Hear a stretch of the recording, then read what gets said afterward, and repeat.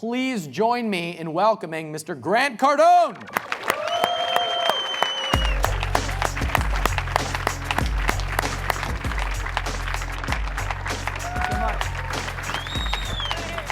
Thank you so much. How's everybody doing? Oh, come on. How's everybody doing? Look, if you don't have the seat you want, move your seat. You know, if you're behind the wall here and you can't see what you want to see. Look, this is exactly how the environment and the economy operate. You don't end up with the seat you want. You don't end up with the cards you want. Change the cards, change your seat. All right? Rather than calling Ryan later or Carol and saying, man, I sat behind the wall. Move your seat. And don't be a little bitch. All right? All right. My name's Grant Cardone. How many of you did not know who I was before I came here today? Really? You didn't know me? Man, damn. Because you know what that tells me? It tells me I'm doing a bad job. Freaking awful, dude. How can you make money if people don't know you? It's impossible. Can somebody give me my notepad, the notes I took? All right, thank you. This is Robert right here. Robert's the video guy. Give Robert a big hand. Come on, big hand. No, big hand. We don't do little hands, bullshit hands, okay? You're gonna play with. Hey, you're gonna play with me. You got to get jacked up to hang with me, okay? And you need to get jacked up for your people. You want to grow your business, you got to get jacked up. You got to start practicing this muscle. Forget your skills for a second. You got to practice the ability to be able to just get excited at will whenever you want for no freaking reason. You understand? I don't need you to be great for me to be excited about it. I need to get excited. So give Robert a big hand. He's my video guy. Fucking guy's the bomb. Okay? Now, my boy Captain Ryan here, this guy flies my plane. Stand up, Ryan. That's Ryan, Captain Ryan. Give Captain Ryan a big hand. And look, if you can't get excited, you ain't riding on my plane with me. All right, look, I got. If you're conservative, you're gonna hate my message today. All right, I'll give you so many reasons to hate me, but you'll never forget me. Particularly you guys that didn't know me, okay? It's my bad, man. Okay, if you're taking notes, I take notes. I know Vaynerchuk doesn't like notes. Bothers him. I'm like, dude, I'm a guy that takes notes. I take notes. I took 6 pages of notes of these freaking guys up here, okay? Hey, give them a big hand. Give the big panel. Give your boy Ryan a big hand. Come on, big hand. Dude, can you imagine? Look, if you guys get a chance, go behind this thing right here. Look at the equipment back here. Unbelievable. You got to make a big commitment. You got to be carrying some clangers around with you to say, I'm going to do that before I even sell a ticket. Takes guts, you know. I guarantee you, if he makes that much money on this event, based on the expense he's got back there, based on doing something first class, if he makes that much paper, I'd be shocked. So that is the life of an entrepreneur, isn't it? Right? It's like, dude, I'm at risk. Risk. The entrepreneur, if you look it up in the dictionary, how many of you looked up the word entrepreneur in the dictionary before? A couple people? Let me see a hand if you've ever looked up the word entrepreneur. You should look it up. See, most people are trying to be something they hadn't even taken the time to look it up. Like, dude, what is it? You know? I'm in the real estate business, okay? Ryan blew my cover. I hadn't told anybody I've been doing real estate. Nobody knew I've been doing real estate. I've been doing real estate for 30 years, man. Just kind of I'm doing books, and I'm doing audios, and I'm doing inspiration. I'm doing sales and closing, and I'm teaching people. I am the best salesman on planet Earth. Without a doubt, I can teach anyone to sell. I can teach introverts. I can teach scared people, shy people, people that aren't salespeople, people that don't like to talk to people. I can teach anybody, any company, anywhere how to sell a lot of things. And I don't care if it's $1 or $100 million. I've sold everything in between. I understand a sales cycle like perfectly. I could be in a situation with a customer and almost know what they're thinking. I was on the phone with a guy the other day. I'm like, dude, you didn't buy one thing I just said to you, did you? Let me ask you a question. Did you believe one thing I just told you in the last minute and a half? He's like, not one damn thing. And it was the first time me and him connected. It was the first time in the conversation because I knew he didn't trust me. I could feel it. How many of you know you've been in a situation talking to somebody and they're like, dude, you're picking up the vibe. They don't buy anything, okay? If you're taking notes, you want to write this down. Confront the beast. All right? Confront the boogeyman. Confront the beast. Like, hey, how many single guys in the room? Confront it.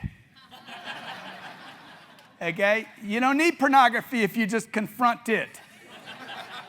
Confront the beast, man. You got a customer. You want a customer, but you don't understand. You know, he's going to go to the competition.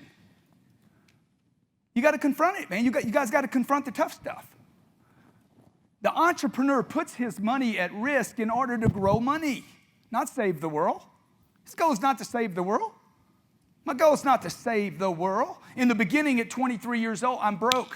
I did not go into sales because I wanted to be a salesman. Who does? Nobody. The only people that want to be salespeople are people that can't do anything else. Or people that were directed by other entrepreneurs that said, dude, look, make a list. Make a list of anyone that you and I know. Just give me a name, somebody that you really, really admire, that we would both know. Anybody shout out a name? Darren Hardy.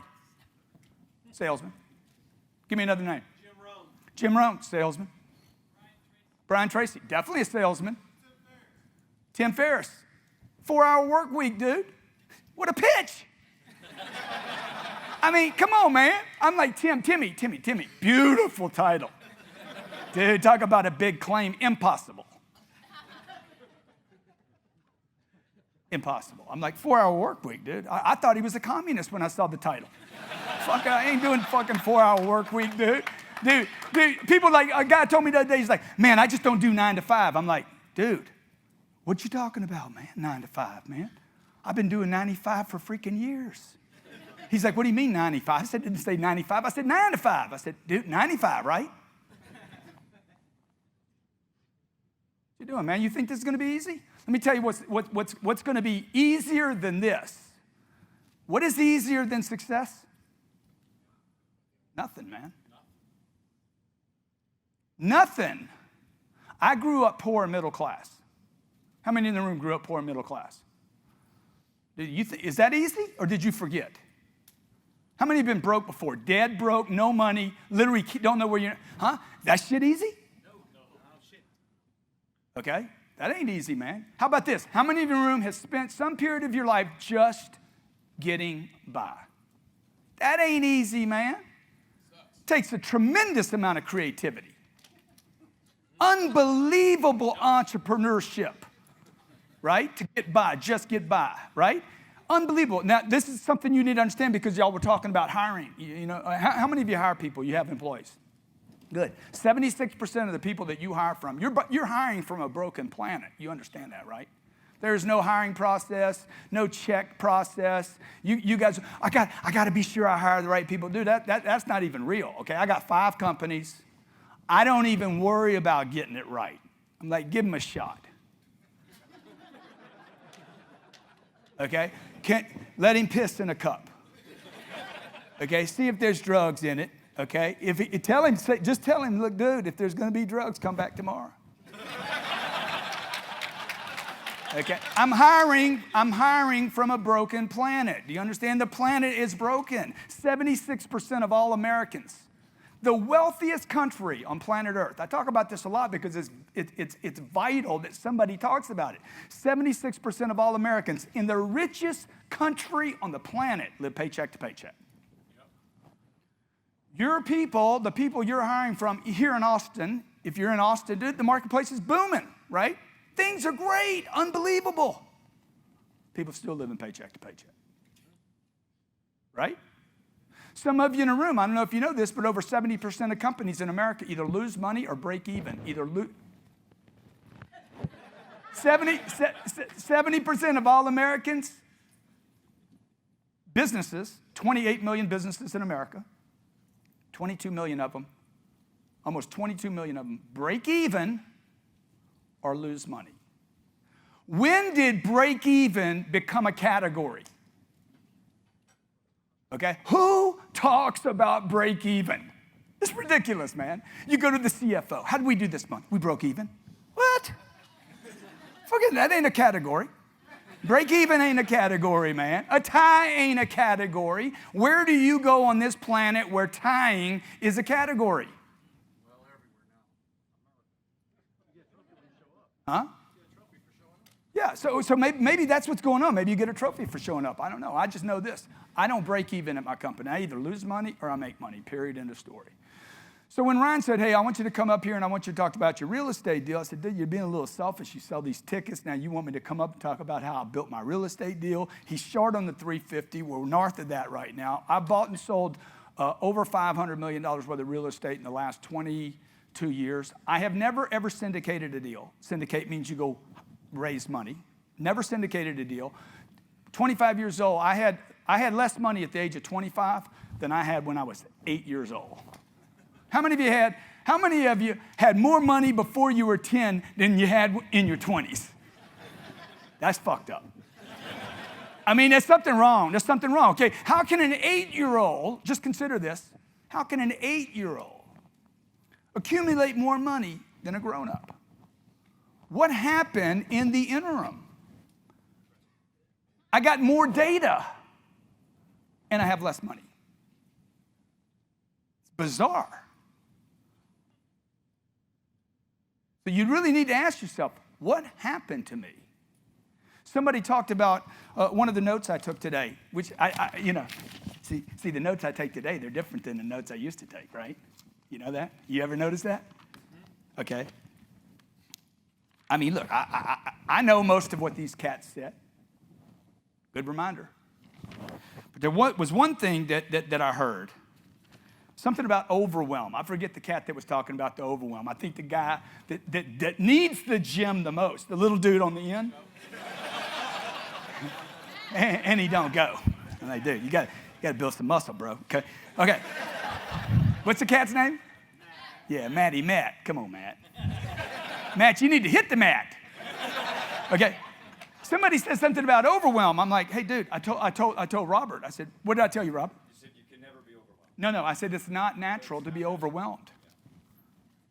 It is not a natural condition to be overwhelmed. You're being overwhelmed in your business. It's because of something that happened to you or information that you got before that is causing you to be overwhelmed. You should not be overwhelmed in your business. I am not overwhelmed in my business ever. I lose if I'm overwhelmed. Would you agree?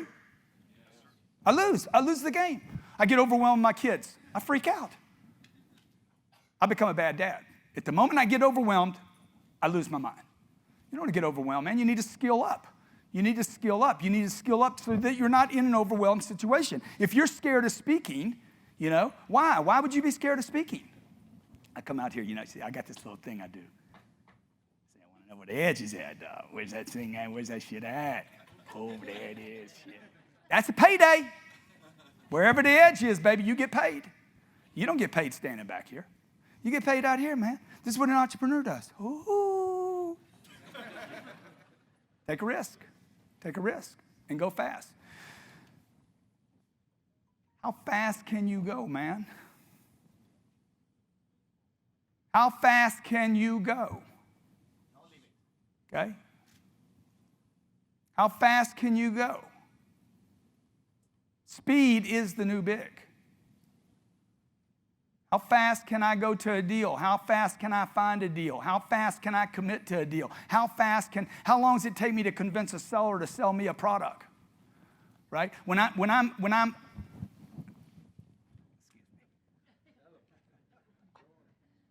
I got the ones that match. Dude, what you got, man? Sell or be sold, baby. Dude, he's got sell or be sold on. Right there, dog. Right there, okay? The guy, I'm trying to buy this piece of real estate, and the guy said my offer was too low. I'm like, dude. Look what I'm wearing, dog. EMD. You get it later. Figure it out. So look, I'm trying to buy real estate, okay? What y'all want to talk about today? You want to talk about blowing your business up? You want to talk about getting attention? You want to talk about sales? You want to talk about marketing, closing? You want to talk about how to follow a customer up? You want to talk about how to freaking drop in on somebody and never let them go? I had a guy tell me yesterday, he's like, hey man, tell your people not to call me back again, ever. I said, dude, check it out. That shit will not happen. What? He's on the phone with me. He's like, hey, he took the time to call me to tell me, tell your people to back off. And I'm like, hey, that won't happen, bro. He's like, what? I said, that will not happen. I mean, unless you die. You die, we quit. All right? Because I'm going to tell you something, man. You're giving me advice right now, unsolicited, by the way. I didn't call you. You called me. You're trying to tell me how to run my business. I never asked for the advice. Unsolicited advice. You're giving me advice, and you quit. I don't take advice from quitters. Ever. You quit your church? Don't tell me about your church. I don't want your advice. You quit AA? Don't tell me 12 steps didn't work. Right? Got Lisa AA meeting. She had down one, it didn't work. I got 6-step, busted me up. I don't take advice from quitters. Do you? Oh, really? What happened to you then? How'd a guy with he's got $80 or $1,000 or $15,000. I know a kid 8 years old right now got 15 grand already. 15 grand in the bank. He's got more than 50% of America, and he's 8.5 years old. It's freaking crazy. What happened to the cat between the age of 8 and 28? Huh? Parental support. Spending? Spending is no one's problem. Ever. Ever. It is impossible for spending to be your issue. Impossible for spending to be the issue. This is one of the biggest mistakes of my life was, and that's what I want to talk to you about today, is mistakes. Like if you could literally avoid the mistakes, you got the ambition. How many of you got the ambition? You got the drive, dude. You're like, I want to kill something. How many killers in the room? Nah, shit, you ain't killing shit. How many killers in the room? Because, man, if you're not on a mission, you need to quit. Put a sign on your door, solopreneur, committed suicide. Look, dude, you guys that are solopreneurs, it is over. What is that? What is a solopreneur? What is that? What are you guys thinking? Okay, this is what I did. I'm telling you what I did. I did this for years. I officed out of my home. I thought I was what, dude, I'm smart. Operating on a 40% margin. Had nobody. I sold everything, kept it all. I'm like, damn, I'm working for myself, get up when I want. I'm bragging about this too. I'm so stupid. You cannot today in the marketplace. Two things will hold you back. If you don't go fast and you don't get big, you're dead. If you don't go fast and you don't get big, you're dead. You cannot stay small the way mommy and daddy, because it is a parental issue. The gentleman over here has it right. It is a parental issue. Mommy and daddy. How many moms and dads in the room? Good. How many? You got kids, right? You got these little kids. They're yours? You don't know that. Dude, you don't know that, dude. Did you do a test? You don't know that, dude. You don't know that for sure, dude. You just convince yourself it's your kid. You even think they look like you now. Right? Okay? It don't mean it's yours, bro. Just because you watched it happen, just because it popped out and you were there, don't mean it's yours. Right or wrong? I got two beautiful kids. I got a 4-year-old and a 6-year-old. We had a natural childbirth. My wife is just an amazing, amazing human being. She wouldn't go out with me for 13 months. I called her twice a month for 13 months. She wanted to have nothing to do with me. I talked to her on the first call. She didn't take my call for another 25 phone calls. Twice a month I would call her. Hey, Grant, the guy you hate. Hey, the guy that's too short. The guy that's the businessman. Just checking in. 26 times I called her without a return phone call, man. Huh? Right here. Sell or be sold, baby. She told her friends, I hate that guy. He's cocky. He's arrogant. He thinks he's got money, so he gets whatever he wants. He's short. Okay? Those are complaints, not objections. Okay? Those are not objections. You guys in business, you're like, handle the objection, Brian Tracy. Handle the objection. So, dude, that ain't an objection, dog. That is a complaint. Your price is too high is not an objection. It is a complaint. Right? See, because people complain. How many of you got customers that complain? You know what? And you listen to them. Oh, I gotta make him happy. No, you don't. You need to go get some more customers. You're dealing with people, dude. There's people in this room that are going to complain about this event. Okay? We did a big sale at my office. I put this big thing on a sale, dude. Look, the prices were so low, my website got, hammered. My accounting couldn't keep up with orders. We couldn't find inventory. People were calling, hey, I still haven't got the order. Quit bitching. Okay, dude, you want me to credit you right now? I'll credit you right now, and I'll never sell you another damn thing in the rest of my damn life. There's 7 billion people on this planet. I'm going to get all of them. Okay? I ain't apologizing to you because I ain't got you your shit yet. Okay? You feeling what I'm putting out? See, what I'm going to do is I'm going to go get more people. See, my mommy and daddy didn't teach me this. My mama taught me this. Hey, be careful. How many of you taught that when you were growing up? How many times do you think you were told that? No wonder you ain't got any money. No wonder you won't hire people. No wonder you're scared to take a shot, right? How many were told this? How many were told this when you were kids? Don't talk to strangers. How many were told that? Let me see a hand if you were ever taught that. This is a crucial problem in this country, okay? How many of you now pass that information on to your children? Don't talk to strangers. Really? Do strangers have everything you want? Everything you want, a stranger has it. So that's why I opened up today with, hey, how many of you don't even know who I am? Dude, if you don't know me, you can't flow me.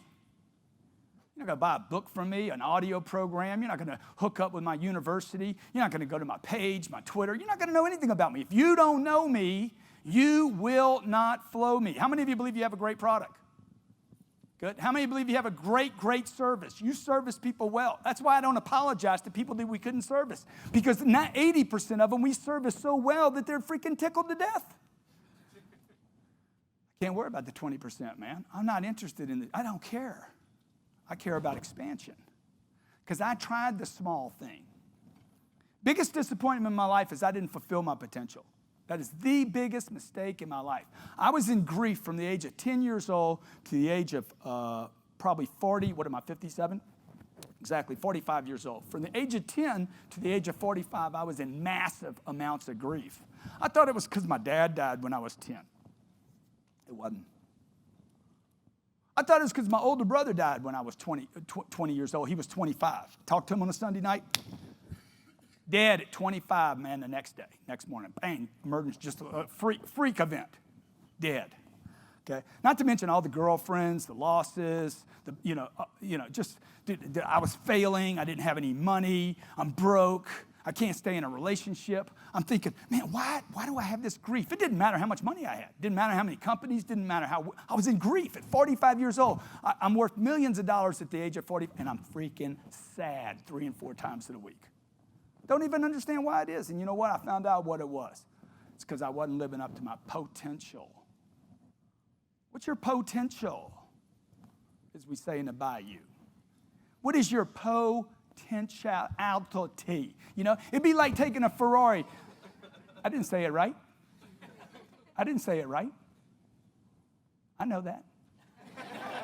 Guys, loosen up, man. It's all right, man. See, what I want to do is I've always wanted to be in a business where I get to be whatever I am, whoever I am, how I want to be. I live in America, man, where freedom is the mantra. Freedom, man, freedom.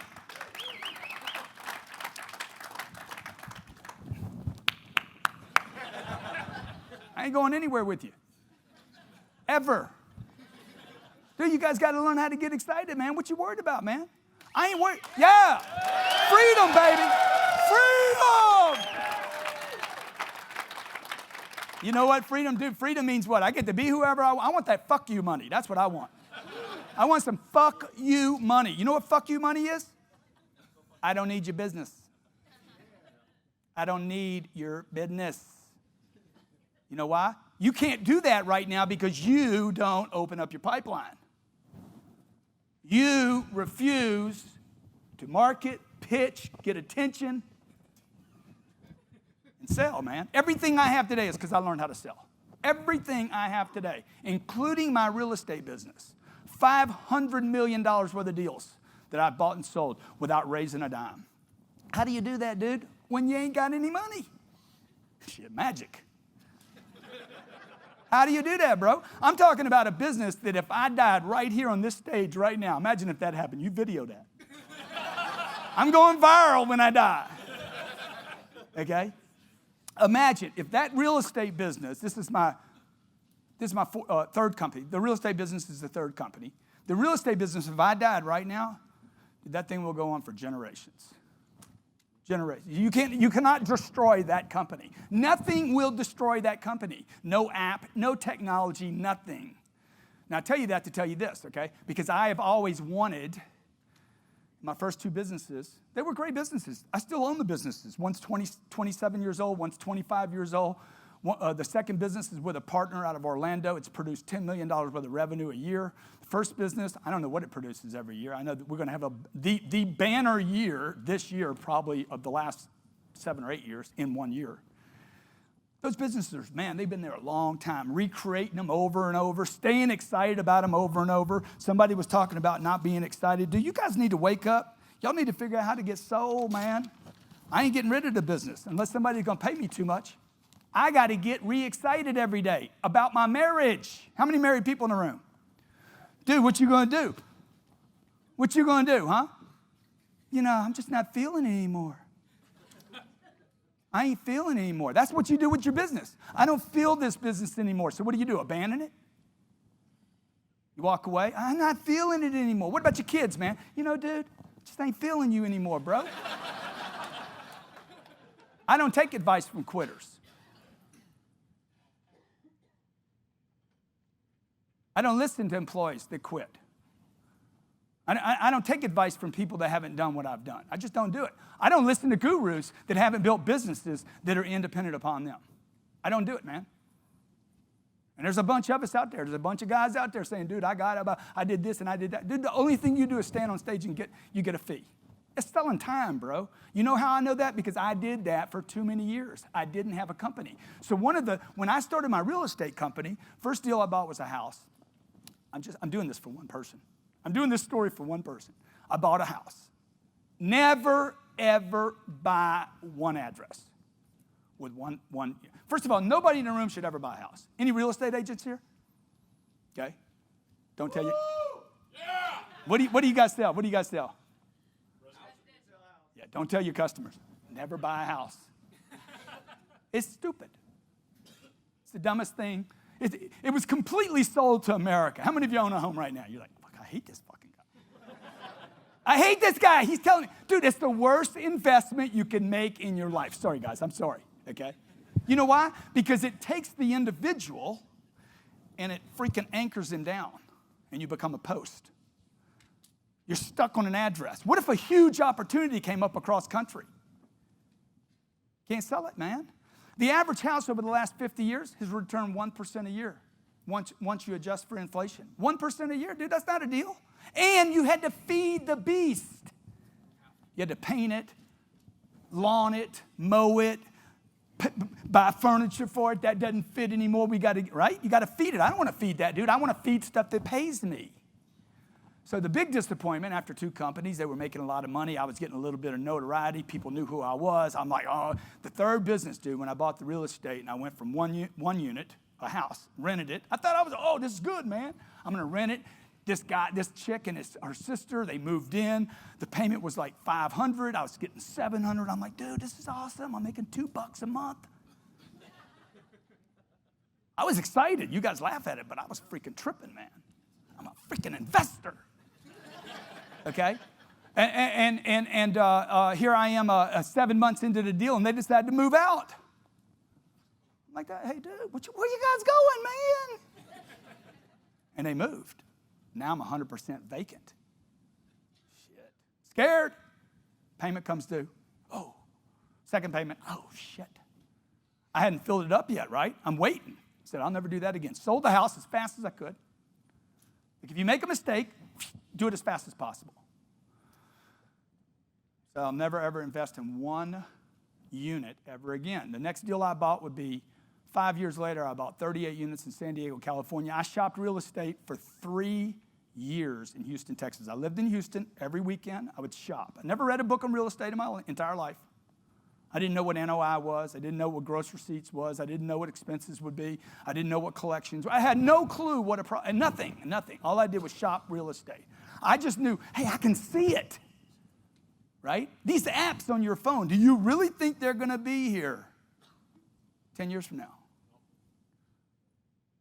You think your phone's even going to be here? What do you think? Dude, I want my wealth. I want my business to pay me every month. I want that thing that I love, but I need a business that is indestructible. Indestructible, no matter what happens, okay? And in the next decade, you're going to see some things happen on this planet. You're going to wish you got ready for it. How many of you lived through 2008? Okay, good. How many of you are over 45 years old? Good. How many of you that are older than 45 years old believe you will see an event greater than that in your lifetime? The rest of you don't? Dude, there's going to be an event. It's going to be ugly. It's going to be ugly. And you want to be liquid. You want to have money. Because the last time, and I'm talking about disappointments now, in 2008, I couldn't take advantage of the marketplace. And man, I could have killed. I could have just, oh my God. That's when you want to be nimble. You want to be liquid. And you want to be courageous. That means you need to be skilled up. So many opportunities coming, okay? How many of you own a business here? Let me see your hand if you own a business. Good, man. That's how many ideas there are in this room. There's so many ways to make money. Now you got to decide, what's your way, dude? What gets you jacked up? What is your potential? What is the potential of your people? If I live up to my potential, is there a chance that my people will push themselves up? Okay, you got people in your office, in your department, in your division, in your company, and you're allowing them not to live up to their potential? You got to get rid of those people, man. How can I get rid of them, man? I can't find good people. Get rid of them. Get rid of these people. You cannot get good people, bring good people in if you got bad people sitting around. It's impossible. There's nothing wrong with getting rid of people. Don't worry about turnover. You can't be overwhelmed. Okay, biggest mistakes I've made. Okay, number one, started small. Okay, like you can start small if you want to, but not even a baby does that. Babies don't even start small. Baby wakes up. Baby comes out. Hey, what's the baby want? No, not first. Hey, where's that milk at? Where's that milk, man? I need some food, dog. Okay, that baby is cool, man. That baby's like,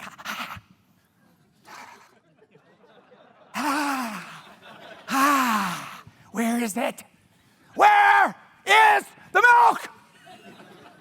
Dude, there's no introvert, extrovert. There's desperation, necessity, freaking I'm going to give me that goddamn thing.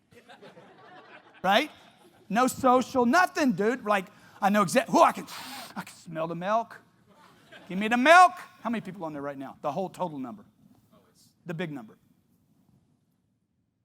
You don't know. He don't know what he's doing. Don't let him fly a plane. Okay? Okay, don't do it. It says it right on there, dude. Well, it says 2,000. Well, that's good. So there's about probably 20,000 people have been through this stream, okay?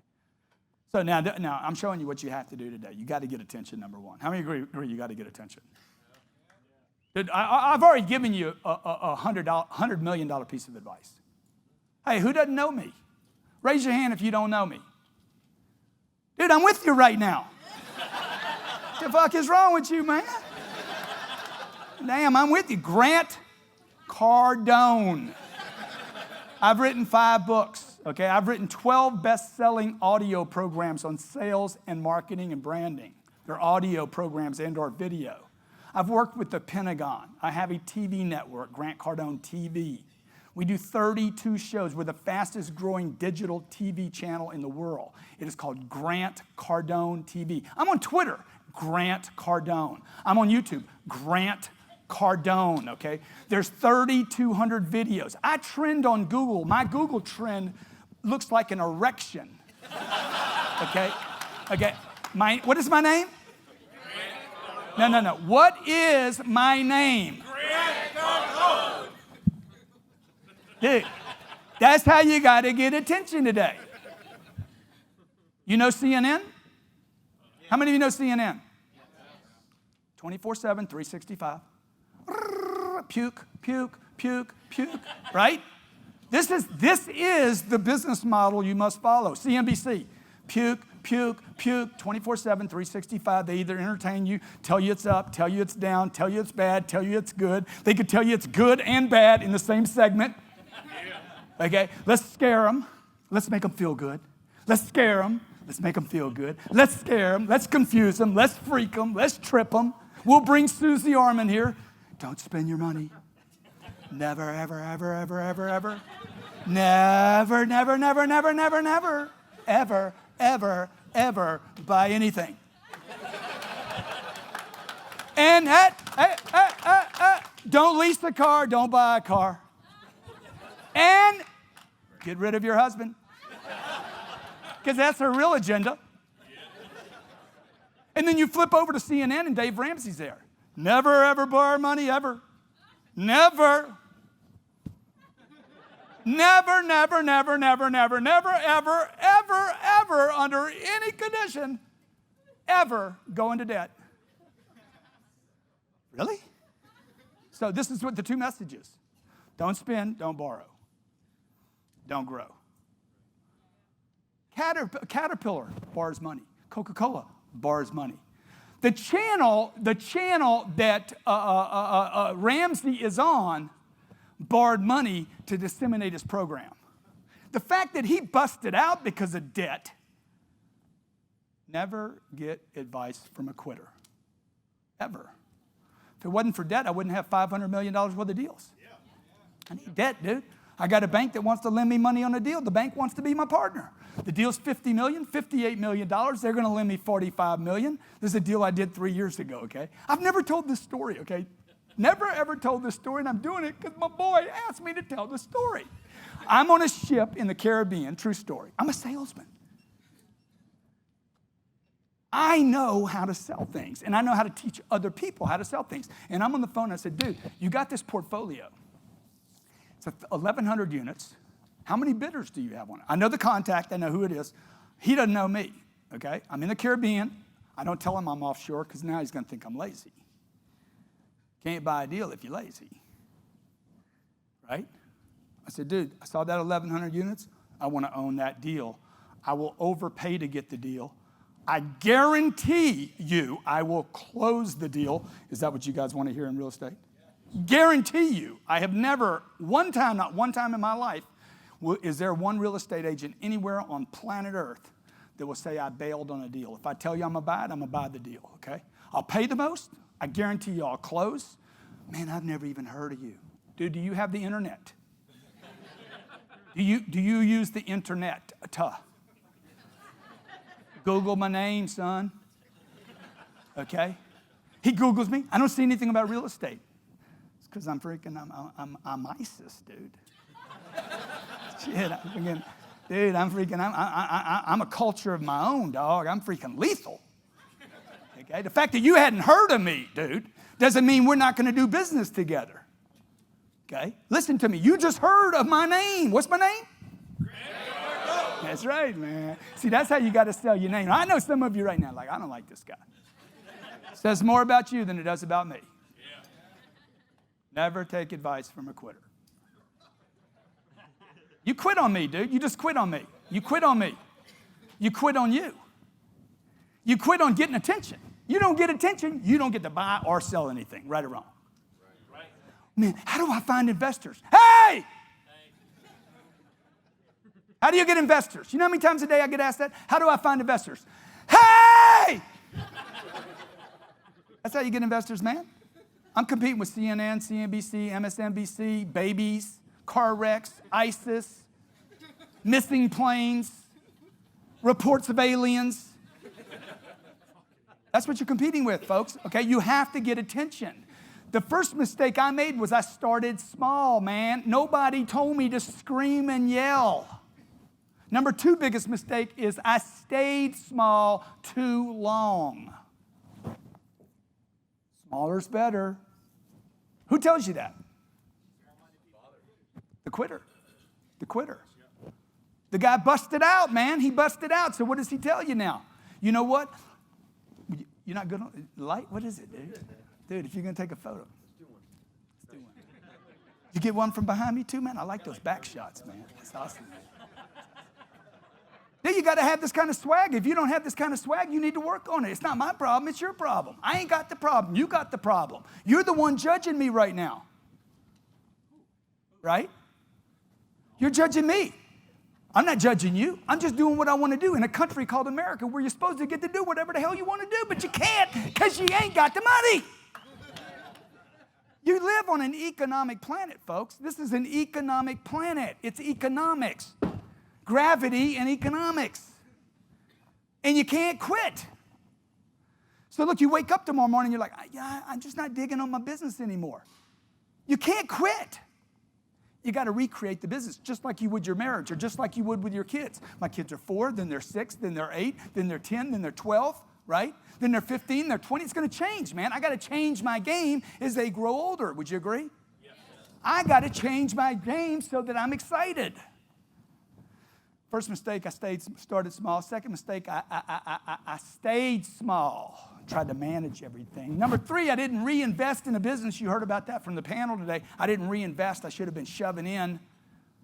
Shoving in, man. Going for broke. Big clongers. Dang, dang, dang, dang. Everybody's got them. And number 4, I didn't collaborate with other people. I should have been collaborating. I was competing. I was trying to hurt other people. I was trying to grab something from them rather than collaborating with people. See, now I'm in the phase today in my life where I want to collaborate. I have to collaborate. I need to collaborate with other groups. We're going to take all my content, and we're working on translation right now into 16 languages so that we can disseminate to other languages. I want to collaborate with other players like I'm doing here today. To be with other players, to help other people, okay?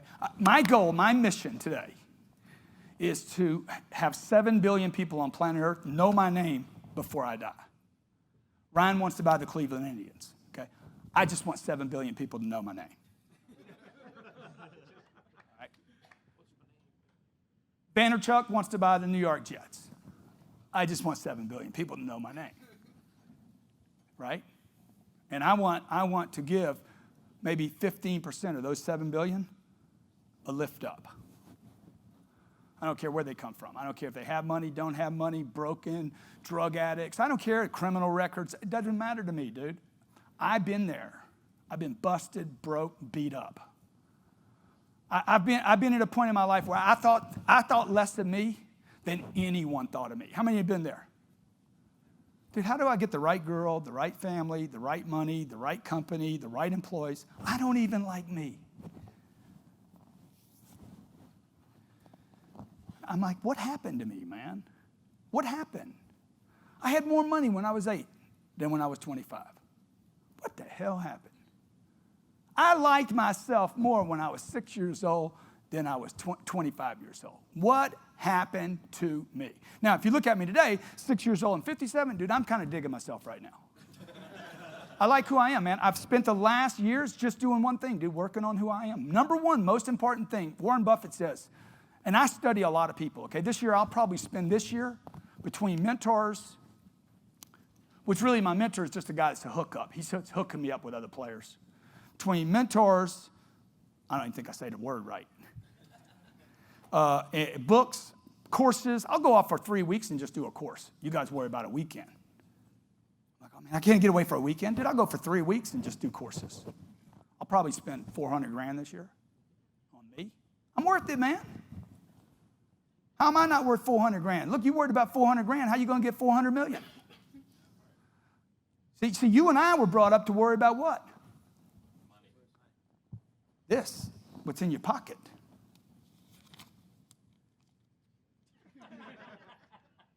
Right? I mean, I used to squeeze the quarter so hard it'd fly and scream. Ah! Look. Everybody worries about this, right? But whose money is this? Somebody else's money, man. This ain't my money. Somebody else's money. Somebody else's money. I got it from them. You know, I remember being a baby. What's the milk? I need to eat. And I had an identical twin brother. We both wanted to eat at the same time.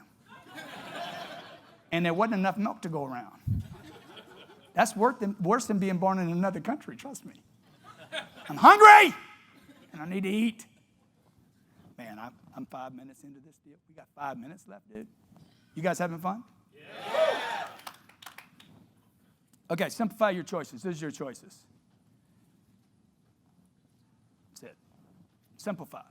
Ryan talks about his what's your guy's name? Where's Big Boy at? What's your guy's name that talks about simplification? Travis. Where's Travis? What's up? T. Give T a big hand, huh? A big hand, damn it. Damn, man. I got to keep inspiring you guys. This is what you do to your people every morning in a sales meeting. If y'all have a meeting, we have a meeting in my office every day, dude. Look, if you can't bring it, hit the door, dog. Man, you're so hard on people. You micromanage. You're damn right I micromanage. This is my damn business. Okay? I micromanage everything. I am a control freak. Right? I'm going to tell you something. If you're not a control freak, it's because you gave up responsibility to somebody else. Or somebody talked you out of being a control freak because they quit on control. Never take advice from a quitter. You're a control freak. Yeah? As opposed to what? What's my choice, brother? Your choice is to delegate to the idiots. Man, I ain't Congress, man. I'm not Republican or Democrat. Dude, I am an entrepreneur. Okay? Come on. Dude, let me tell you something. I'll leave America if I have to. I know some of you think that's terrible to say that. I live in a country that promotes freedom. If I need to leave here to go get my freedom, then I'm going, man. Right?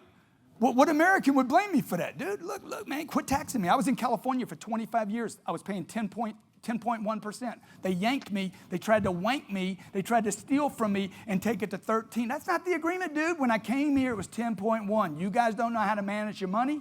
Don't charge me for it. I'm the only one producing on my block. Right? They crank it up to 13.6. I'm like, okay, I'm going to Austin or I'm going to Miami. One of the two. Sold everything I had. Everything I had. Literally took 90 days, dumped everything to save 3%. 3%. Just 3%, okay? But 10 to 13 is really 30% increase. Would you agree? Yeah. Okay? See, I protect my shit. Maybe you don't. Maybe you don't care.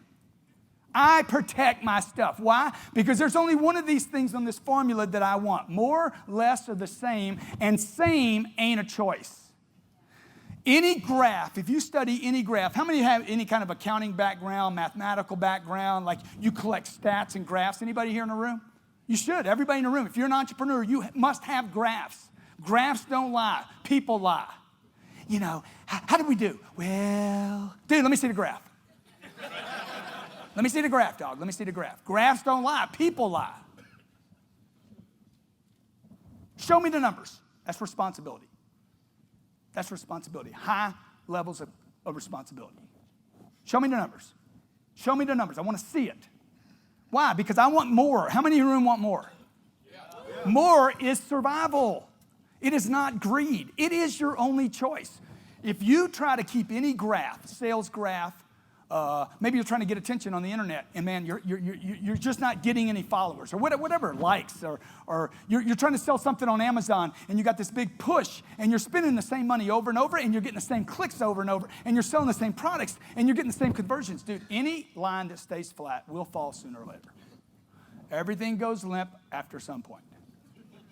Everything. It must be re-stimulated. Everything must be pushed up. Would you agree? Okay, now let me just tell you this, okay? Things that drop were made to drop by someone. Somebody's holding that line back. A Ferrari's not built to sit in a garage. I want to run that car. Would you agree? I want to drive that car. That car wants to be driven. It wants speed. That's when it becomes valuable. So one thing I'm going to tell you today is this. You got to get your spouse on the same page with you. Right now, I promise you, there's some of you in the room thinking, damn, I wish he was here. I wish he was here. Because you got somebody that lives at your house that sleeps with you and is trying to manage the books. Don't hire any more people. Don't spend any more money. Because she's been listening to Susie Orman, dude. She's going to divorce you here in a second and flip to the other side. She's being contaminated because she is being sold a program, and you are not selling your program. Sell or be sold. Bottom line is you're going for less because mommy and daddy said less is safer. Just keep things the same. Settle down. How many are giving these messages? Settle down. Get a house. Settle down. Be happy. Be happy. I ain't got any money. Well, money won't make you happy. Really? How many of you in the room have heard that before? Money won't make you happy. You ain't got any money. The people telling you that are broke. Because people with money, if you came up to me and said, money won't make you happy, I'd be like, dude, you don't know what you're talking about, dog. You have no clue. How much money you got? I got $1 million. That ain't money, son. What are you talking? That's not even an event. Nobody's going to, they're not going to even write you up on a Google net worth report. You don't even exist in the freaking universe. You guys that are at $1 million, you're bragging about your business. What you bragging about? We just printed $5 trillion in America. Everybody should have had a bump. Right? How many of you had a bump? Woo! Dude, everybody should have. Whoa, shit! We got a pay raise. But you didn't. You didn't get a pay raise. Why not, man? There's all this money. Where's my money at, man? Where's my money? Who's got my money? I wake up every day. Who's got my damn money? Who? I flew over here on my own plane, all right? Okay? So I'm like, who's paying for that damn jet fuel? Who's paying for it, man? Best thing I ever did in my whole life was buy a plane. Best thing. I don't care who tells you don't buy a plane. That should be a target everybody in the room has. Dude, I buy time, man. I can buy time. Yes. I can buy time. What's more valuable, time or money? Time. Dude, time. I can get in front of customers. I'll do 4 cities in 48 hours. I'm buying time. I can't do that on American Airlines. They don't accommodate me. More, less, or the same. Now, I know some of you are going to walk away and say, dude, that's not who I am, okay? I know people are going to tell you need to be who you are, okay? Well, maybe you do need to be who you are. But, I mean, that might be part of the problem. You know? I don't want to be who I was, man. I want to be who I should be. See, so what I do is I feed the beast. I messed it up. I come out here. I'll look at this video later and say, yeah, I didn't need to cuss, man. You don't have to cuss, dude. Cussing's wrong. It's the only thing I do wrong, man. It's the only thing. It's my last little thing. It's the only thing. Dude, I'm a perfectly faithful husband. I make time for my kids. Doesn't matter how many companies I have. Dude, I make time for my kids. I don't manage time. I create time. I never manage time. I don't need another activity. Not interested in another activity. I never take time off. I take them with me.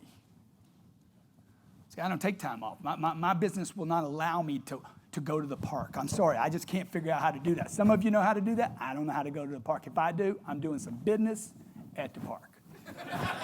Fucking, I'm doing some business, dog. Everywhere I go, I'm like, who's got my fucking money? Who's got my money, man? You know why? Because I know this, okay? I'm a good person. I help my church. I probably give You seem low on energy. I probably give 15% of my money away every year. I need more money to give away to my church, right? I want to hire employees. I want to pay. Yeah. I want to pay people good. So if you want to do those things, feed the beast and starve the doubt. Make a list of things that you doubt in your life. Make a list of messages that you've gotten from family, friends, cousins, uncles, aunts, grandmas, people that told you to be careful, play it safe, don't take a risk, don't bust out. Dude, you need to get close to a bust out. Ain't nothing wrong with busting out, so you bust out. You went for it. Swing as hard as you can. Close your eyes. You might hit something, but swing hard. So I'm going to end with this, okay? Identify what is wanted. What do you want? What is the number you want? Is there a number? Is there a number of customers? Is there a number of likes? Is there an expansion you want? Be clear about that. Number two, identify what is in your way. Do not add skills first. What is in my way? Is something in my way? Is it me? Is it them? Is it him? I don't know why he's standing up right now. I'm not going to stop. What? Sit down, man. Sit down, man. What is in my way, dude? What's in my way, man? Is it my thinking? Is it an employee? I fire somebody almost every 45 days. We fire as a ritual. Okay? If I'm pressing like this all day long and the car's not moving, I'm like, who's in my way? I don't add people. I get rid of somebody. I don't care how long you've been there, how loyal you've been, how good of an employee you've been. Dude, the graph is the graph. Live or die by the graph. Number three, remove your blocks. Do I have some blocks? Number four, add a skill. Then I start adding skills. I've been adding skills for years, okay? Last thing, it's never lower a target. It's a communist. It's a bad person. It is a terrorist act. It is treasonous. You become the enemy when you lower a target. You want your target to be $100 million. This guy wants $300 million worth of real estate. He wants the Cleveland Indians. Dude, never lower the target no matter. How many people you think are going to tell him that's ridiculous? Number two, increase your activity to get to the target. Increase activity levels, okay? Number three, goals. Write them down every day. This is when I write my goals. When I wake up, I write them. When I go to sleep, okay? I have a legal pad. I keep this legal pad with me everywhere I go. It's by my bedside at night. I go to sleep to it. I wake up to it. Every day I do this. I turn it to another page. What are my goals today? They've changed. I'm not talking about a to-do list. I'm not talking about people I need to call today. I'm talking about what do I want? I want $4 billion worth of real estate. I want to sell 10 million copies of my next book. Whatever the deal is, right? I want 7 billion people to know my name. I have to keep paying attention to my goals because that's the fuel. Where am I going? Anytime I fail or become disappointed, I write my goals down again. Morning, night, and during disappointments. Number four is get your family on board. Dude, you got to get them on board. You guys come to these events and you don't bring your spouse and your kids. What are you thinking? Your kids want things. They want a machine. They want this or they want that, you know? Hey, dude, you want some shoes? Give me some leads. Give me some leads, little dude. Why aren't they involved in your business, man? Why aren't they out there handing out business cards and flyers and working in the business, man? Your kids are freeloaders? And number five, be unreasonable. You got to be completely unreasonable with the things you want, all right? It's not going to be easy. It's not going to be easy. But I'm going to tell you something. Being successful is easier. And I'm talking from experience. Being super successful, and I'm talking about finances, is more important and easier to help people to do the things you want to do. 99% of this room are good people. How many agree you're a good person? Okay. If you had 100 times more free liquid money, would you do good things with that or bad things? You would do unbelievable things. Thank you very much for having me. God bless you. Thank you. Thank you very much. So, these guys are great. Look at them, huh? They're pretty okay. Hey, what's my name? What's my name? Grant, I want you to hold this up. And I want you to read this out loud. Dude, I can't read, I can write. It says, Democrat, Republican. Dude, that's awesome, dude. Did you have this made already? Yes, sir. Welcome to Freedom Fastlane. I love that, man. I didn't even. I We never read seen this, man. minds here. I never even seen that, man. You seem pretty low energy, so I brought you some wine. Yeah, thanks. Yeah. Thank you, man. Thank you. And I'm apparently going to have to get you drunk to talk about this frickin' $350 million. So, drink up, Grant Cardone. So, let's talk about this $350 million, eh? All right. Well, you low. First of all, call it what it is, dude. Because you're low. You're low. I mean, that's good, man. That's good. No. Dude, it must be shit. We're looking you up.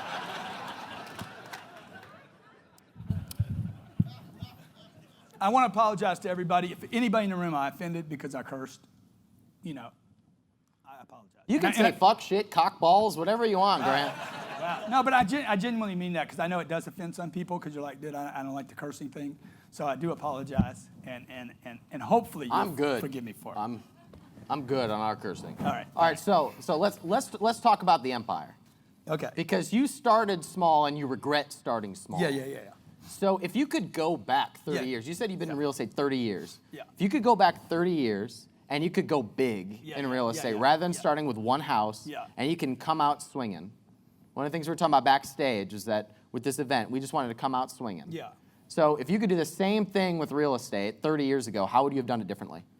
Well, I would have, first of all, the 3 years, the 3 years that I spent every weekend shopping real estate, literally I called people up, hey, can you show me that deal? Can I look at the books? How does it work? I asked so many questions. I mean, like, one of the things that helped me was the number of questions. The number of times I will ask a question. There's some questions that I have asked on every deal, every time. I already know the answer. I'm asking it to get all the data. So what would I have done differently?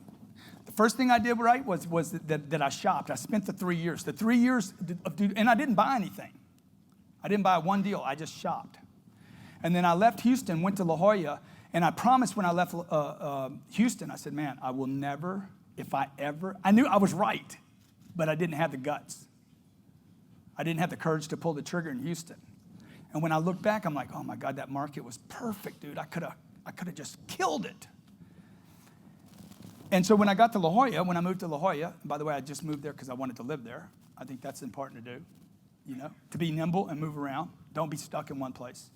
I moved to La Jolla and I said to myself, man, if I ever feel this thing again, I'm just going to go all in. And one day I was in downtown San Diego with my buddy Dale. Dale had $50. And he was a psychologist, so, he's telling me to chill out, take it easy. I'm like, dude, you're broke. You might be the wrong guy to give advice to anybody. And I'm driving around San Diego, and I have this sensation. I know exactly where I'm at. I know the street I'm on in downtown. I'm driving around. I'm like, dude, I feel it right now. It was right after the savings and loans had busted. Y'all remember that? That's 1995. There was, 1,700 banks bust out, credit unions mostly, and savings and loans. And I'm like, dude, I feel it. I feel it. He's like, you feel what? I said, I feel something, man. Okay, there's something. It's happening, man. Dude, literally 21 days later, I bought my first deal, 38 units. It was $1.9 million. It took $350,000 in cash. My first deal cost me $350,000. So I went from a $70,000 house that I rented for $700,000 to my first deal, $350,000. Okay, now I'm telling you that to tell you this. One, you need bank. That wasn't my only $350,000. You need bank because it doesn't take money to make money. It takes courage to make money. It takes courage. Most of us in the room, you're not going to have enough courage the first time. So the way to get the extra courage is to have the extra bank. Put $350,000 in this deal. It was $1.9 million. I knew I stole it. I mean, I knew that day. I'm like, dude, I just made $350,000 for sure. Well, I sold it for like $6 million. And I bought my first deal. It was 1.9. Nobody knew I was doing this. I'm out speaking, by the way, 250 times a year. This is when I was on a full-time, 250 gigs a year, 365 days of the year. My speaking business paid for the real estate. It funded the real estate. So I was out selling. Dude, I was raising down payments every day. Every day. The first business funded the third business, the one that would take care of me. Now that third business, the real estate business, now takes care of the first business so I can actually help people, which is what I love to do. You understand? That's the business that feeds my heart. Doing what I'm doing today feeds my heart. If it was just money, I would be in Austin looking at real estate deals today. I wouldn't be doing this, okay? I could have bought a deal today already. So first deal I did was 1996. It was 38 units. My second deal took place, it was 48 units in Vista, and it took place 60 days after. And then I bought 500 units in San Diego. Okay, biggest mistake I made was selling any of them. I should have never sold any piece of real estate I had except for one, or two maybe. And then I sold that portfolio. I've been doing this five or 6 years now. And then I went to Tucson, Arizona. I bought 2,200 units in 3 days. I'd never even been to Tucson. It was a feeling, man. Got to go. Okay? The woman I'm married to, I'm like, dude, that's the chick. That's her, man. She's going to have my babies. Or make me think, you know. They look like me and Leo, the neighbor. Okay. All right. So I don't know. I mean, you know.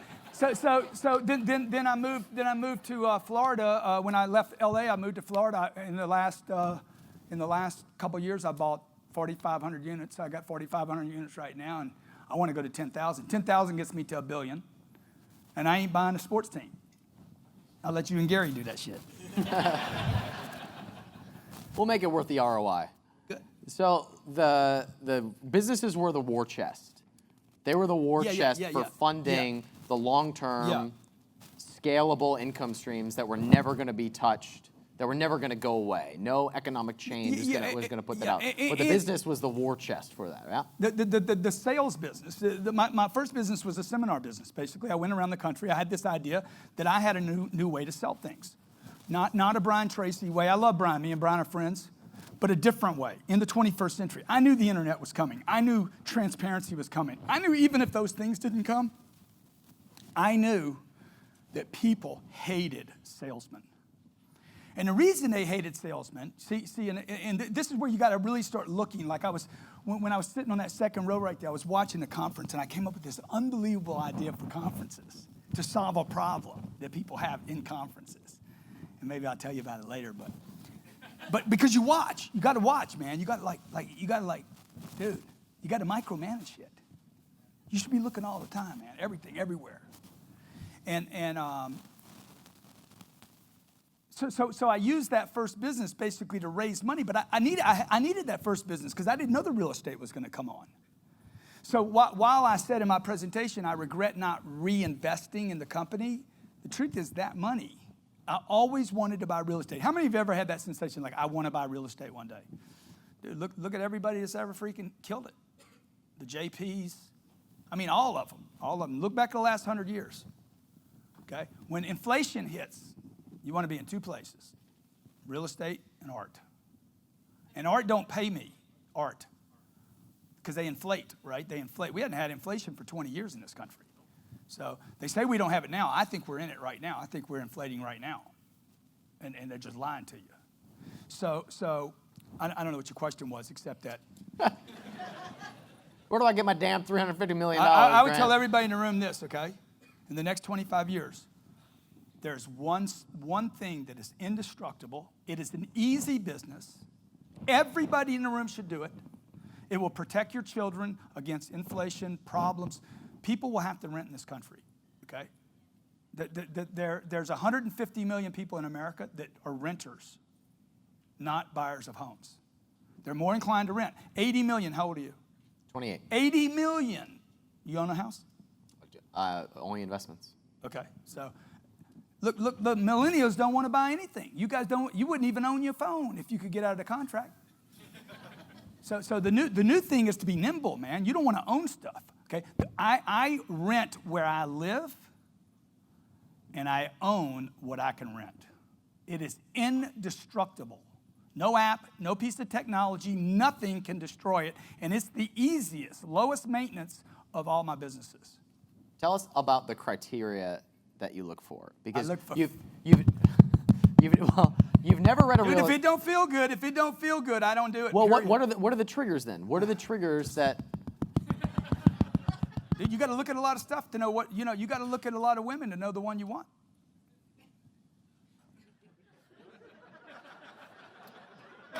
You got to look at a lot of cars to know, you know what, dude, I dig that car. Dude, that car. I don't drive cars when I buy them. I'm like, dude, hell, the car salesman, you want to drive it? Dude, I want to look at the damn thing. Shit, I only use it 5% of the time. Shit, most of the time I'm just fantasizing about it in my head anyway. I got this big watch on. I didn't try the watch on. I said, send it to the house, dude. Do you need to try it on? No, dude, I need it at my damn house. Why don't you come in and look at it? Dude, I don't want to come look at it. I want to fucking buy it.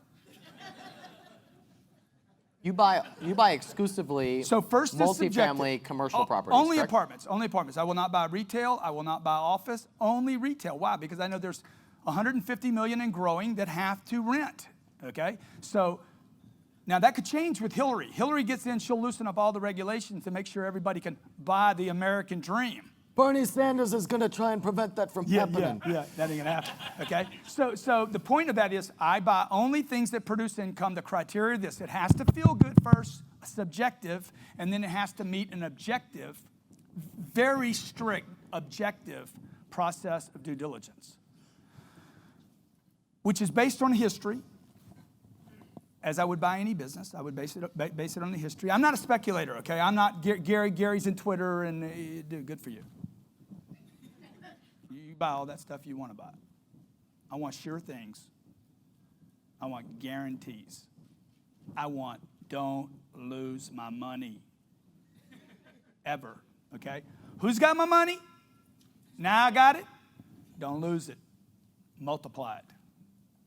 So you might want to look at your businesses and say, dude, how long the gentleman was talking about, I woke up and didn't feel like I was interested anymore. Dude, the more real estate I get, the more income I get, the more passive stuff I got going on, the more I love my first two businesses.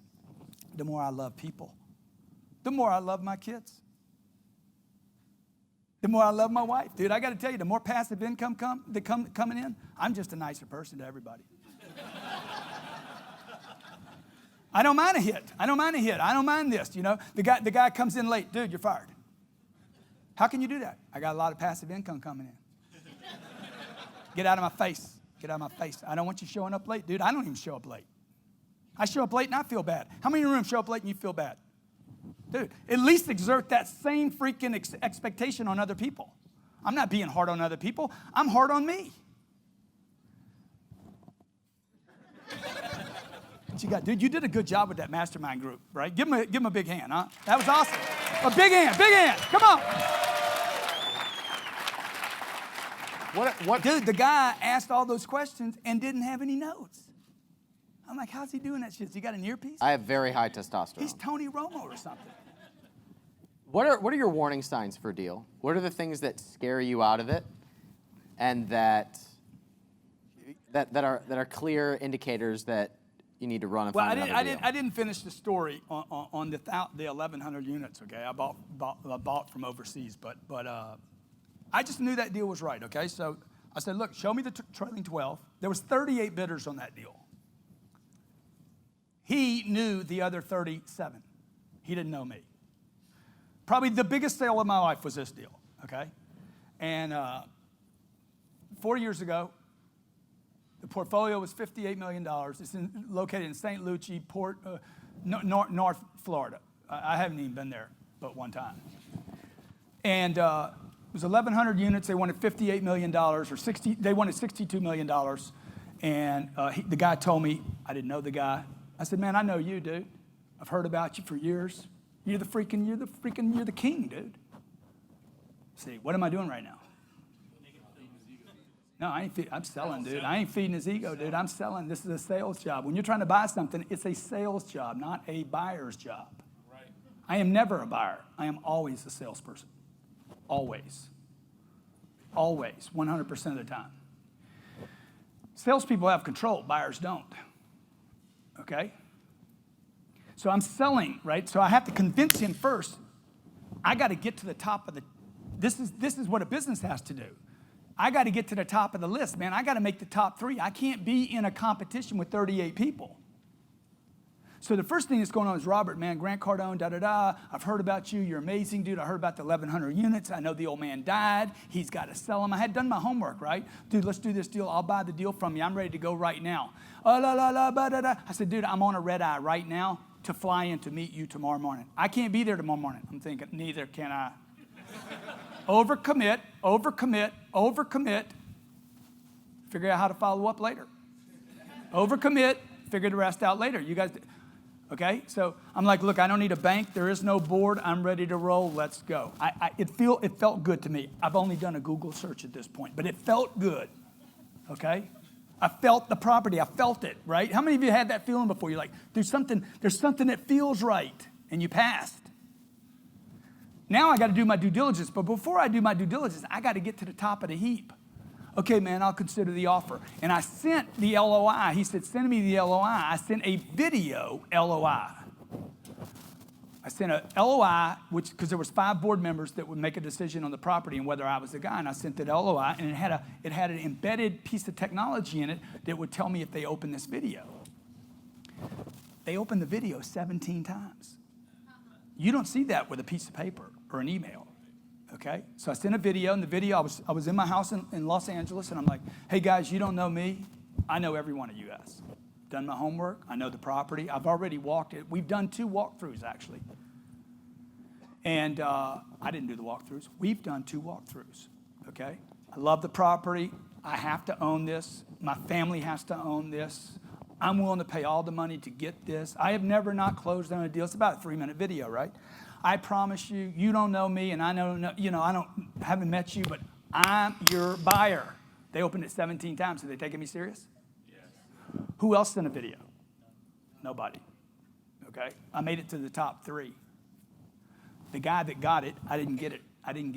The guy that got it, Robert calls me up and says, dude, we didn't give it to you.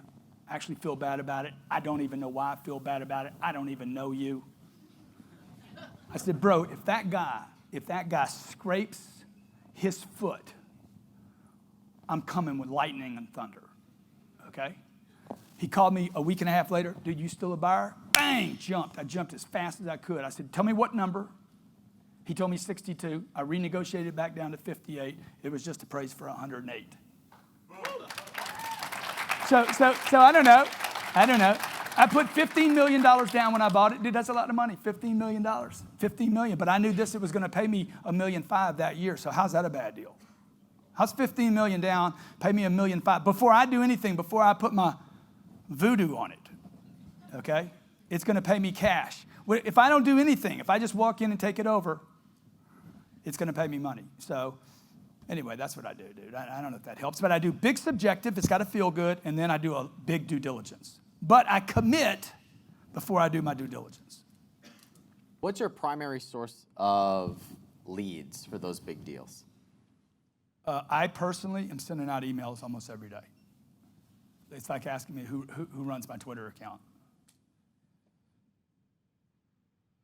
Go on. I do everything, dude. So you're manually going out? I am manly, thank you.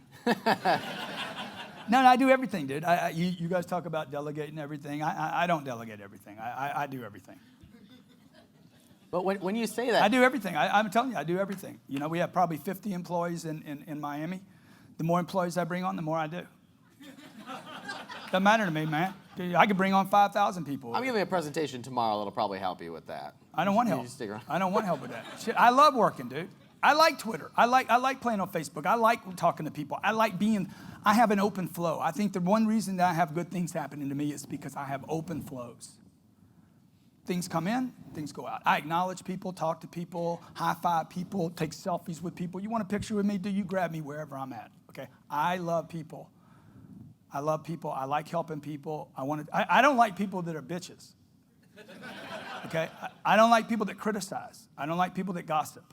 But if you have so much hustle that you don't have time, like this is a barometer for me, or if that's a word, a litmus. If you have so much hustle, If you got so much hustle that you have no time for hate, I'll be your buddy. If you got hate, and everybody's got some hate, some garbage, right? But if you got enough hustle, dude, you just won't find time for it. So I'm so busy trying to produce and create something, I don't have time to critique you. So if you want to critique me, it just tells me more about you and your hustle than me and my hustle. No problem, but I just don't have the time you found to criticize other people. In some of your podcast episodes, you recommend that people use... This isn't bad, dude. You're welcome. Why didn't you buy something for everybody, though, dude? What kind of operation? Yeah! Yeah! Oh, dear. I immediately regret this decision. So, Grant, in your podcast episodes, you recommend that people use some public sources to start sourcing some deals, or at least to start practicing looking at some deals. Is that where you are starting the conversations and finding most of your leads? Or are you using other places of getting the contact information of the owners? Like I'll go on LoopNet. Okay, LoopNet is a great real estate source or co-store, and I go in there and I'll see a listing. I'm not looking at the listing. I'm looking at the guy's name.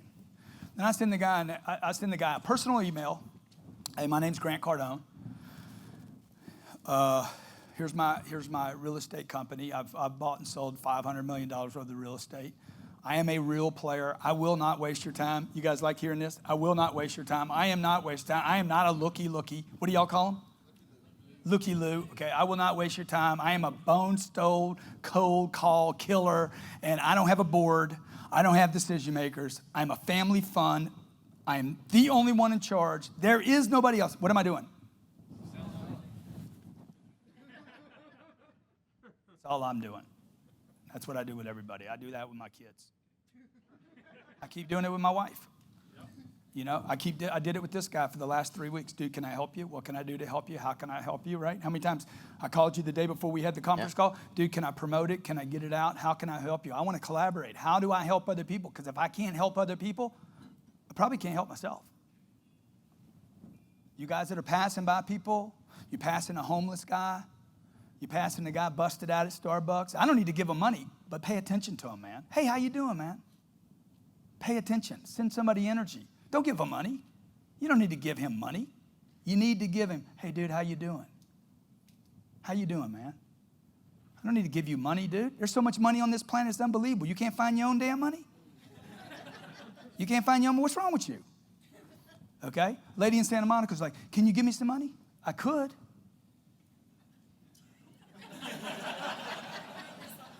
But I ain't. Because ain't nobody gave me any. So you know what? Get out there and hustle, dude.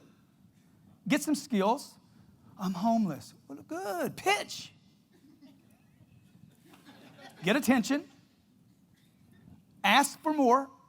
That's what I got to do. So if I wanted to go right now and say I wanted to raise a fund, let's say, because I'm tapped out all the time. I'm always out of money. I'm busted all the time. One of the things that I've done right is I stay busted. I stay broke constantly. So I wake up, I go to sleep literally like I'm broke, and I'm waking up like I'm starving. So it doesn't matter. I go to sleep like I'm broke, and then I wake up like, oh my God, I'm starving. The reason I stay broke is I take all the money from the first couple of businesses and I dump them in the third one, or the fourth one, or the fifth one. I dump everything in. I go all in. I don't diversify. I got 3 or 4 things I do, and I go all in on those things.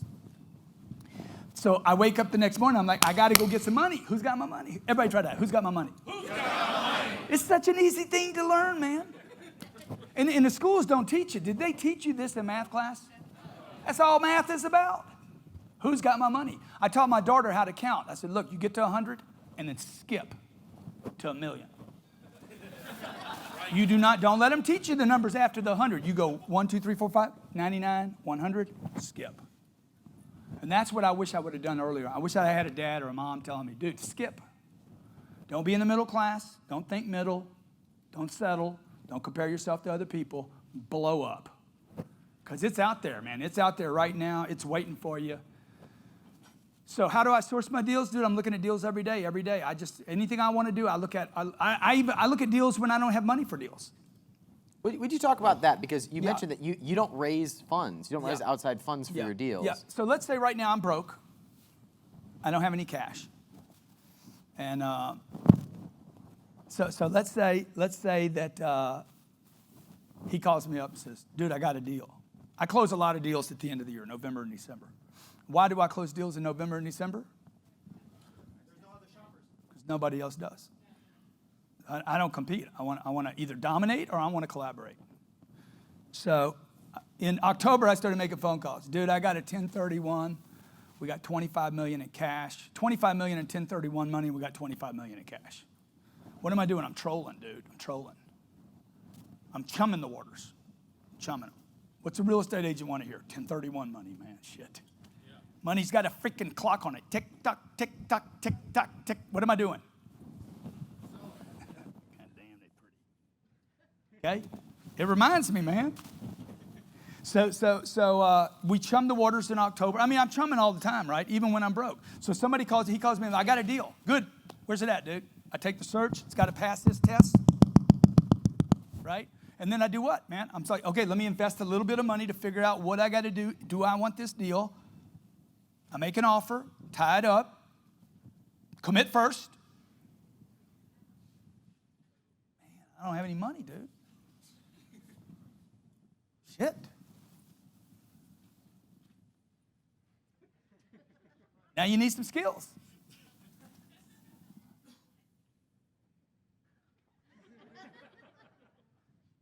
And then? You need skills, baby. You need banks. You need lenders. Hard money, soft money, moms, dads, uncles, aunts. See, your family's got you so scared to talk to them.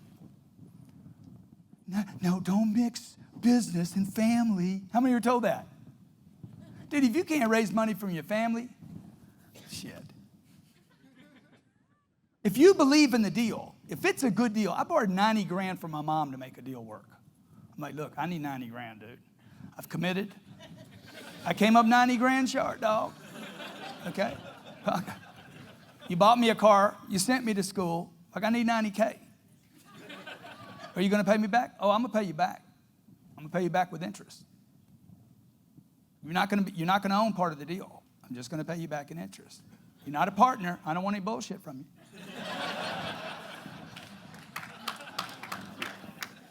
Have you ever had a colossal failure that made you question if you were on the right path?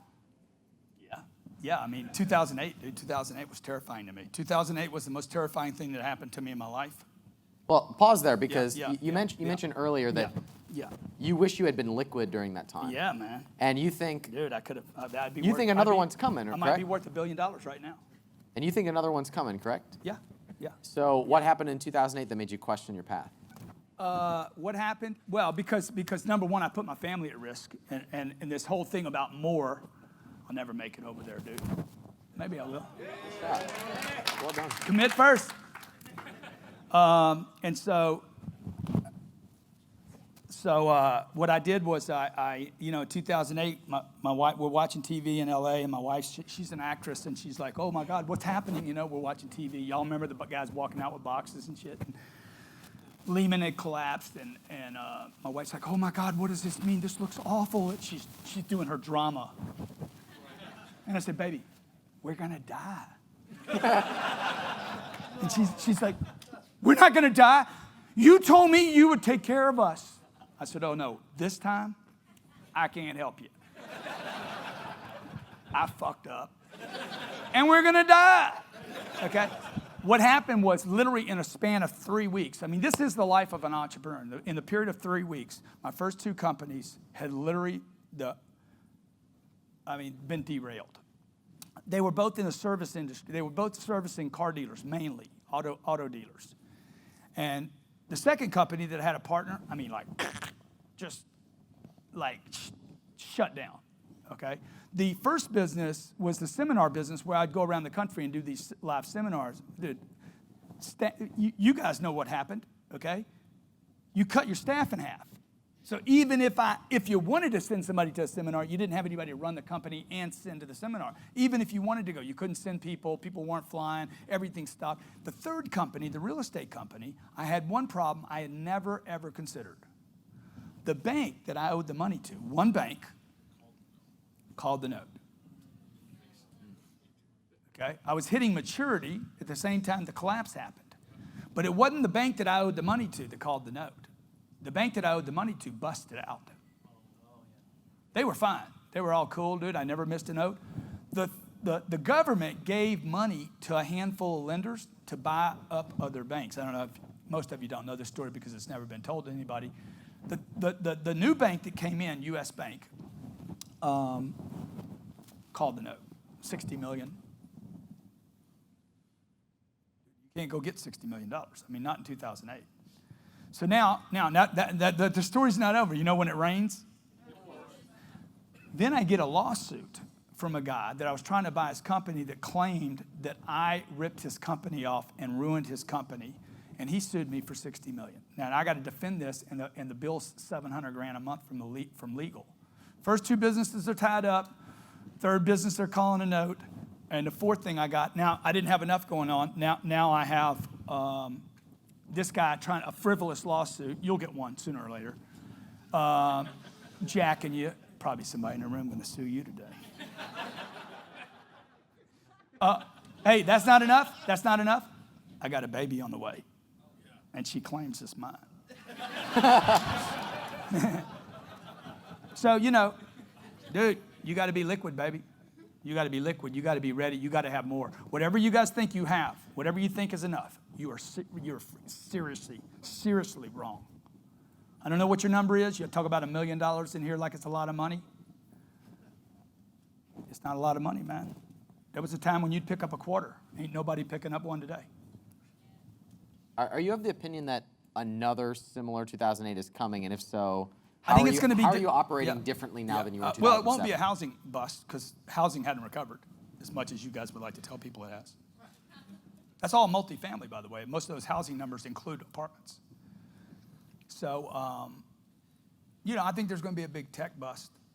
Could be a big bio bust. And there could just be a big, we're basically America's it's the cleanest shirt in the closet, dude, and that's it.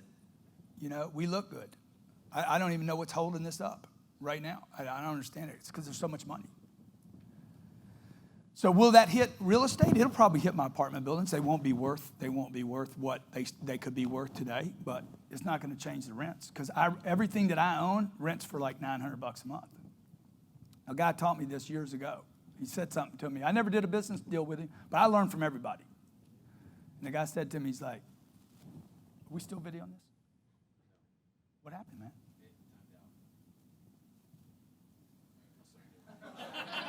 No, don't worry about it. It's good that you're not. He said to me this. I hope that doesn't offend anybody in the room. "Hey, Grant, just remember this. Poor people are always poor people."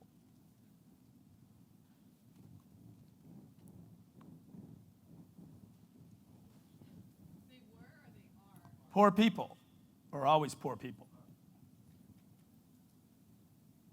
In other words, you selectively choose the properties that you go into in order to be higher than what most people would target.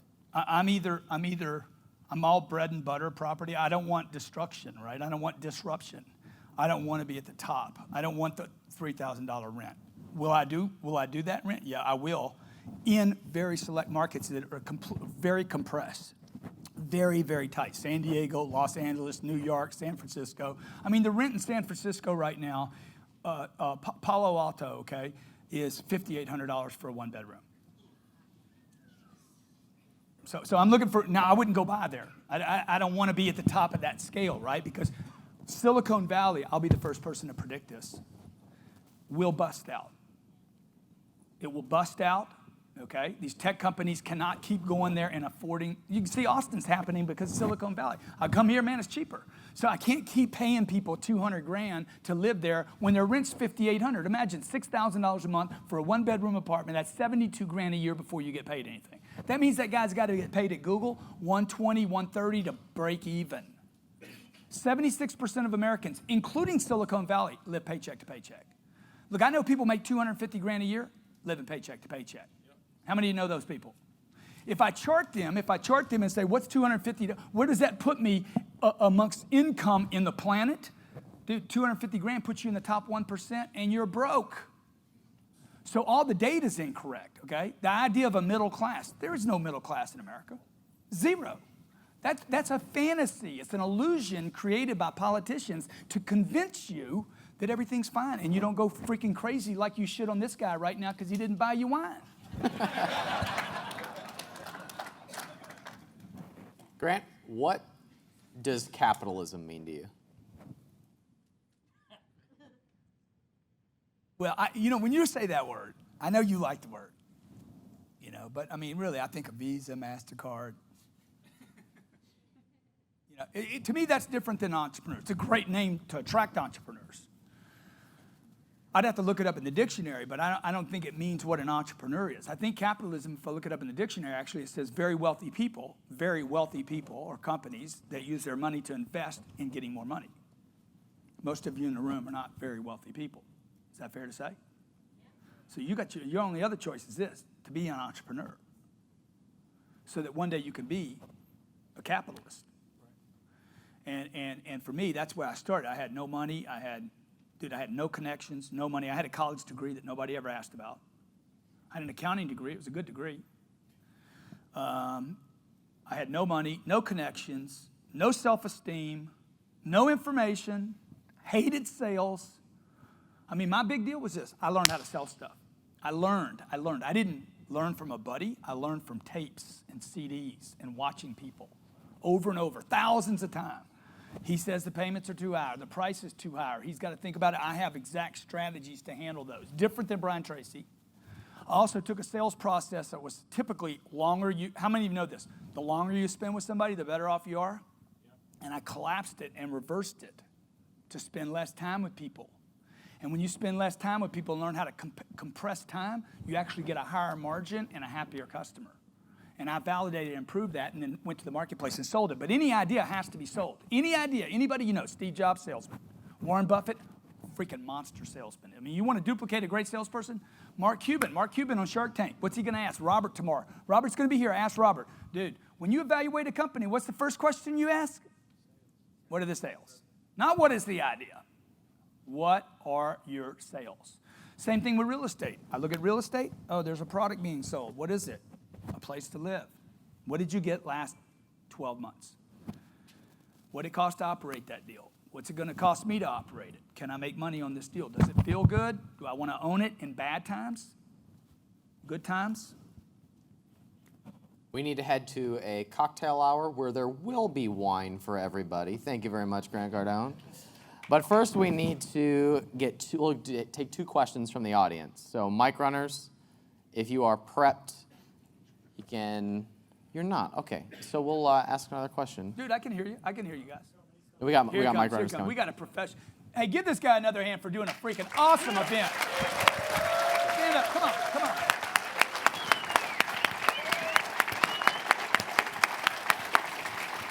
Awesome, dude. Awesome. Thank you, sir. Awesome.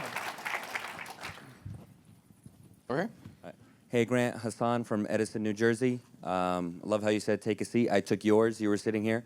I took somebody else's too. I also am the one who always asks you, how do I get a seat on 10X? But I'm going to figure that out, so that's up to me. But okay.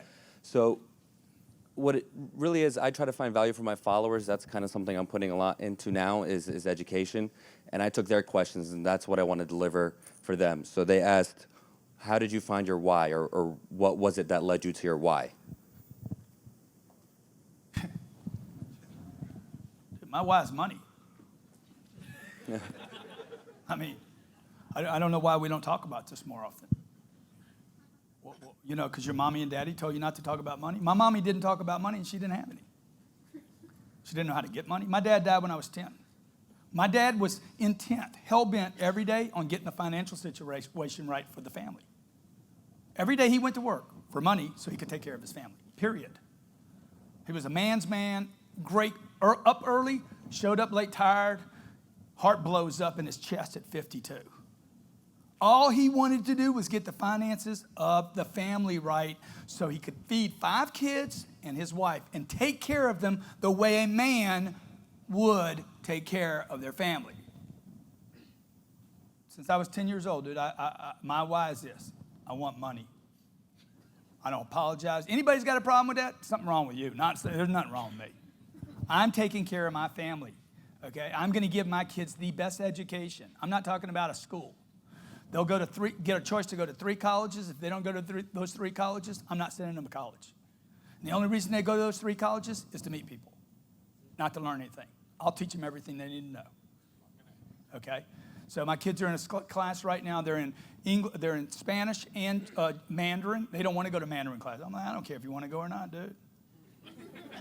Okay? This is my party. This is my parade. You're in it. Get on the float. Okay? Learn the freaking Mandarin. Because your freaking bankers are going to be Chinese. Okay? I need you to learn some Spanish while you're at it, too, because I'm going to take you down to Colombia. I'm going to bust that country up. I need a freaking translator, okay? Okay? All right? I need you guys hustling. Okay, I need you to introduce yourself to everyone. I'm giving you a great freaking lifestyle. We got our own plane. You get to be on it, run up and down the aisle, act like a freaking idiot, okay? You get to get on the microphone. Welcome to 10X Airlines, where the adults don't mean anything and the kids get to run wild, right? I said, dude, you want that? You want to play with daddy? You want to fly all over the place? Okay? I need you to introduce yourself to every person you meet. You walk up, introduce yourself. My name's Sabrina. My name's Scarlett. How you doing? I need eye contact. They're 4 years old and 6. I need eye contact. You freaking, hey, you bust eye contact, you ain't getting shit. Okay? So I need my kids, I need to use my kids. If I can't, I had a client, I couldn't sell the client. The client's like, hey, I want you to do this deal. I love you. I love the message. We don't have the budget. I'm like, dude, look. The number is the number, bro. Think about it. You always have the right to change your mind. The only way you go from no to yes is maybe. Can you get to maybe? And I hung up on him. I did a video with Sabrina. I said, Sabrina, it's video time. Okay? I need you to say over and over and over again, I'll give you a piece of gum. Give my papa the money. You can actually go on YouTube and look at the video. Give my papa the money. Just say it over and over. Can you do that? Practice one time. Give my papa the money. No. Eye contact. Smile. Give my papa gum. Right? And she said it over and over again. I sent the guy the video. We got the deal.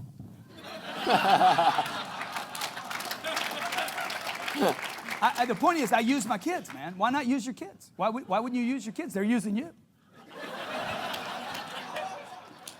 Robert uses me. You use me, Robert. I use Robert. See, we talk about this in my office. I'm using you, you use me. But most people don't talk about that. Like, what's your why? Money. I need some money, dude. Now, if you got a bigger why than that, I think the question is, what are your whys? Because money clearly is not my only why. Otherwise, I wouldn't be here today. I love people, man. I love entrepreneurs. I love hustlers. I love stories about, dude, I saw you in December, freaking, changed my world, rocked my life. I know there's some of you already came up to me and said, dude, this thing 10X my business. That's why I write books. I don't write books for the money. I write books to meet people. Let's give it up one more time for Grant Cardone. Thank you very much. Thank you for being here, Grant. Thank you.